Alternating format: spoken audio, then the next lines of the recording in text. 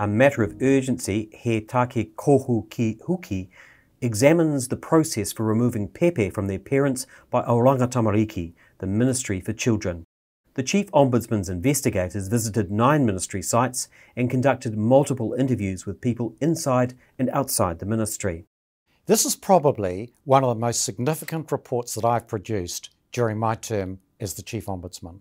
Improvements are going to be needed if the ministry is to achieve its goal of transforming the care and protection system by 2022. The report focuses on the ministry's practice when applying for an interim without notice custody order under Section 78 of the Oranga Tamariki Act. This is a very strong use of government power, and removal of pēpi without notice should only occur in the most exceptional circumstances. However, the ministry seem to be doing this as a matter of routine. I found systemic issues with the ministry's practice, although I also found evidence of good practices too. The ministry has the tools and mechanisms, but just isn't using these often enough.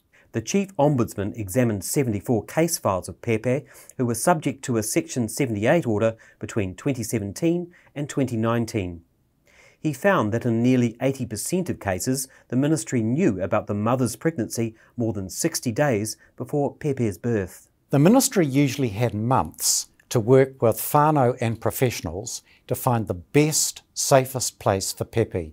Too often, that process didn't happen. The report found decisions were often being made late and without expert advice, independent scrutiny, or whānau involvement. Section 78 without notice custody orders are meant to be used for exceptional urgent cases and when all other options have been exhausted.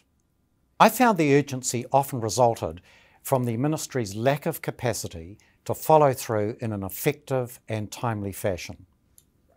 I also found the rights and needs of disabled parents weren't at all visible in policy or practice. This is a significant breach of our international obligations under the Disability Convention. The physical removals themselves were largely poorly planned and poorly communicated to hospitals where they often took place. Prior to the removals, parents and whānau were not able to spend enough quality time with their pēpi or to have the support of their families. They were not given clear information on next steps, and mothers who wished to breastfeed were given minimal support. The Chief Ombudsman's recommendations included improvements to guidance and practice, establishing effective reporting frameworks and quality assurance, making engagement with whānau, hapu and iwi a priority, and improving the cultural competency of staff. I'll be watching developments very closely, and I have requested the ministry to report to me regularly on progress. I did find some instances of strong leadership and engagement with Māori, especially where specialist Māori positions were valued by staff. To achieve true transformation by 2022, the ministry must build on these successes.